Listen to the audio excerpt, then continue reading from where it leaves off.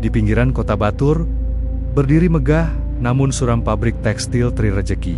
Dulu, pabrik ini mempekerjakan ribuan buruh dan menjadi nadi ekonomi warga. Kini, sejak tutup paksa tahun 1998, setelah kerusuhan besar, bangunannya dibiarkan lapuk. Ratusan mesin jahit teronggok berkarat di dalamnya. Tapi penduduk lama punya cerita berbeda. Di malam tertentu, pabrik itu hidup kembali. Lampu-lampu menyala redup, dan yang paling mengerikan mesin-mesin jahit itu berbunyi sendiri. Seperti dioperasikan oleh tenggen-tenggen tak kasat mata. 5 orang Arya, Lilis, Ucok, Dewi, dan Jeffrey adalah mahasiswa yang gemar eksplorasi bangunan tua. Mereka mendengar legenda itu dari tukang ojek langganan. Pak Dharma, jangan pernah ke sana pas malam Jumat Kliwon. Para penjahit malam lagi bekerja, pesannya sambil menggeleng. Tentu saja mereka tak percaya. Bagi mereka, itu hanya cerita rakyat untuk menakuti anak-anak. Jumat itu bertepatan dengan Kliwon dalam penanggalan Jawa. Mereka memutuskan datang malam hari untuk tantangan. Kita rekam semuanya. Kalau ada yang aneh, konten kita viral, kata Arya. Merekam dengan kamera genggamnya, pabrik itu tampak angker di bawah rembulan. Dindingnya penuh coretan, jendela pecah, dan rumput liar menjulang tinggi. Mereka masuk melalui celah pagar besi yang sudah berkarat. Bau anyir dan lembab menyambut. Ruang produksi utama sangat luas. Berjajar ratusan mesin jahit bekas dengan meja kayu lapuk. Debu tebal di mana-mana. Lilis menyentuh salah satu mesin dan tanpa sengaja memutar rodanya. Mesin itu berdecit pelan. "Hei, jangan sembarangan," tegur Dewi. Tapi kemudian, dari kejauhan, terdengar bunyi yang sama. Decitan roda mesin, bukan dari mereka, dari ujung lain ruangan. Mereka diam, saling pandang. "Angin," kata Ucok cepat. Mereka menjelajah lebih dalam. Kantor administrasi, ruang istirahat, gudang kain, semuanya sunyi dan gelap. Di gudang kain, Jeffrey menemukan tumpukan kain perca yang masih terlipat rapi, meski sudah pudar dimakan usia. Di atas kain paling atas, ada jarum jahit yang masih tertancap. "Jarum ini masih bersih," katanya heran. Tidak mungkin setelah puluhan tahun. Saat mereka akan keluar dari gudang, lampu senter mereka padam serentak. Dalam gelap, mereka mendengar suara gemerisik kain. Seperti ada yang merapikan tumpukan. Lalu, dari berbagai penjuru, terdengar bunyi mesin jahit. Satu persatu, lalu puluhan, lalu ratusan. Tek, tek, iramanya tidak serempak. Seperti banyak orang sedang menjahit dengan fokus. Mereka berpegangan tangan, gemetar. Ucok menyalakan korek api. Melihat sekeliling, tidak ada siapa-siapa. Tapi di beberapa meja, roda mesin berputar sendiri, jarumnya naik turun, dan bayangan-bayangan tangan tampak bergerak di atas kain yang tak terlihat. "Keluar, cepat!" teriak Arya. Mereka berlari menuju pintu utama, tapi lorong-lorong pabrik seolah berubah. Setiap belokan membawa mereka kembali ke ruang produksi yang sama, tempat mesin-mesin itu masih bekerja. Mereka terjebak. Di pojok ruangan, mereka melihat seorang wanita tua duduk di depan mesin jahit, membelakangi mereka. Dia tidak bergerak seperti mesin lainnya. Dia diam, kaku. "Bu, maaf, kami mau keluar," panggil Lilis lirih. Wanita itu perlahan berbalik. Wajahnya adalah wajah wanita tua biasa, tapi matanya hitam pekat, tanpa putih mata. Dia tersenyum, dan dari mulutnya keluar suara ribuan mesin jahit serempak. "Kami belum selesai," katanya. Suaranya seperti rekaman rusak. "Setelanku belum jadi. Kamu mau jadi kainnya?" Seketika, semua mesin berhenti. Lampu-lampu redup yang entah dari mana tadi padam total. Mereka lari lagi, kali ini tanpa arah. Jeffrey tersandung sesuatu. Di lantai, tergeletak sebuah buku catatan tebal, bersampul kulit hitam, di atasnya tertulis, "Buku induk pekerja, shift malam." Dengan gemetar, Ucok menyalakan ponselnya untuk menerangi buku itu. Mereka membuka halaman pertama, daftar nama pekerja, lengkap dengan foto-foto hitam putih, ribuan nama. Mereka membuka halaman demi halaman, hingga tiba di halaman terakhir. Di halaman itu, tertempel 5 foto baru, masih segar, dengan tinta basah. Foto mereka sendiri, Arya, Lilis, Ucok, Dewi, dan Jeffrey. Di bawah foto, tertulis, pekerja baru, shift malam, tanggal, hari ini. Dan di kolom status, satu kata, diterima. Jantung mereka berhenti sejenak. Dari belakang, suara mesin jahit mulai lagi.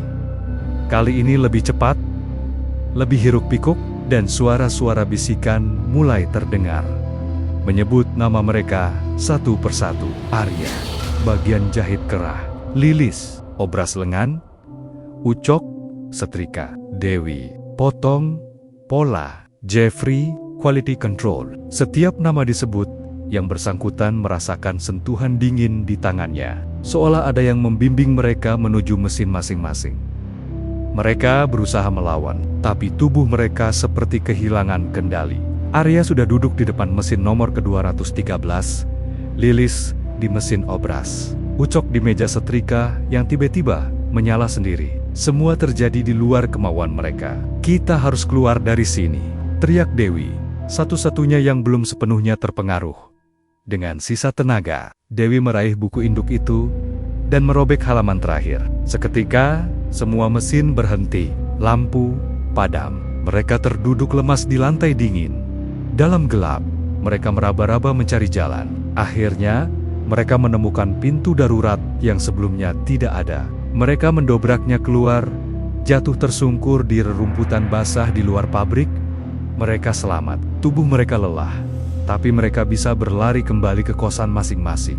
Sepanjang jalan, tak satu pun dari mereka berani bicara. Minggu-minggu berlalu. Mereka berusaha melupakan, tidak ada yang berani kembali, atau bahkan membahas pabrik itu. Arya bahkan membuang semua rekaman videonya. Tapi anomali mulai terjadi.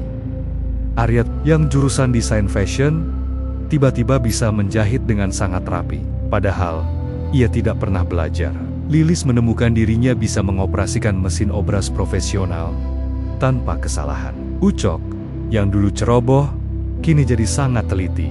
Dewi, anak seni rupa, mulai membuat pola pakaian yang rumit. Jeffrey, yang tidak punya pengalaman di tekstil, kini bisa membedakan kualitas kain hanya dengan menyentuhnya. Mereka menganggapnya bakat terpendam yang muncul setelah trauma. Hingga suatu malam, Jeffrey bermimpi buruk. Dalam mimpinya, ia melihat buku induk itu lagi. Tapi halaman terakhir yang disobek Dewi, kini telah sembuh dan bertuliskan, pekerja baru, shift malam, status, masa percobaan 30 hari. Ia terbangun dengan keringat dingin. 30 hari sejak malam itu, hari ini adalah hari ke-29. Pagi harinya, ia kumpulkan semua teman. Mereka saling cerita dan menyadari mereka semua bermimpi sama mimpi tentang pabrik, tentang mesin jahit, tentang buku induk, dan satu detail yang sama. Dalam mimpi mereka masing-masing, mereka melihat satu sama lain sedang bekerja di pabrik itu. Dengan seragam biru tua, tersenyum kosong. Telepon Arya berdering. Nomor tidak dikenal. Dia angkat, dan dari seberang terdengar suara wanita tua yang mereka temui di pabrik. Selamat malam, karyawan baru. Besok malam adalah malam ke-30. Waktunya penandatanganan kontrak tetap. Datanglah ke pabrik. Semua perlengkapan sudah disiapkan. Jangan lupa bawa diri kalian. Telepon terputus. Kepanikan melanda. Mereka mencoba segala cara. Berdoa, ke dukun, ke pendeta, semua berkata hal yang sama. Ada ikatan yang sudah terbentuk dan tidak mudah diputuskan. Dewi, yang paling rasional, mencari informasi tentang pabrik itu di perpustakaan dan internet. Ia menemukan artikel lama tahun 1998. Kerusuhan pabrik tekstil, 127 pekerja shift malam tewas, terjebak kebakaran. Ratusan pekerja shift malam, yang biasanya lembur hingga dini hari, terjebak saat api melalap pabrik. Tubuh mereka tidak pernah ditemukan utuh. Hanya sisa-sisa yang tak teridentifikasi. Dan pabrik itu ditutup, tapi mesin-mesinnya dibiarkan karena pemiliknya juga ikut tewas.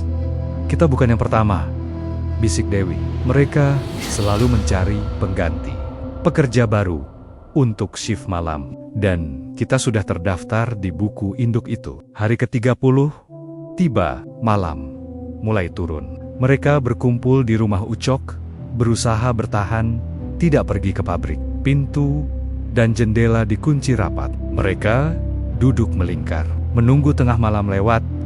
Jam menunjukkan jam 23:59. Mereka menghitung detik. Pukul 0. Tidak terjadi apa-apa. Mereka lega. Tapi tiba-tiba, lampu rumah padam. Semua serempak. Dalam gelap, mereka mendengar suara yang sangat familiar. Tek, tek. Suara mesin jahit. Ratusan. Dari semua arah. Dan dari luar jendela. Cahaya redup mulai terlihat. Mereka mengintip. Di seberang jalan, di mana seharusnya ada lapangan kosong, kini berdiri megah pabrik tekstil, satu rejeki dengan lampu-lampu menyala. Dan di balik jendela-jendela besar, ratusan bayangan pekerja sedang sibuk di depan mesin jahit. Pintu rumah Ucok terbuka sendiri. Di ambang pintu, berdiri wanita tua itu, dengan senyum dan mata hitamnya. Di belakangnya, berbaris rapi 5 sosok dengan seragam biru tua, wajah kosong. Sosok-sosok itu adalah mereka: Arya, Lilis, Ucok, Dewi, dan Jeffrey. Versi lain dari diri mereka yang sudah bekerja di pabrik itu selama 29 malam terakhir. Hari ini masa percobaan kalian selesai, kata wanita tua itu. Tapi kalian harus memilih. Yang mana yang akan menandatangani kontrak tetap? Yang di sini atau yang di sana? Ia menunjuk ke arah pabrik, lalu ke arah mereka. Mereka baru sadar, selama 29 hari terakhir, ada 2 versi mereka. Versi yang menjalani hidup normal di kota, dan versi yang setiap malam bekerja di pabrik tanpa sadar. Dan malam ini, kedua versi harus bertemu. Hanya satu yang akan terus hidup, yang lain akan tinggal selamanya di pabrik, menjadi bagian dari mesin. Pilih, desis wanita tua itu. Di kejauhan, kelima sosok kembaran mereka mulai berjalan mendekat. Dengan senyum mengembang, siap mengambil alih. Dengan senyum mengembang, siap mengambil alih.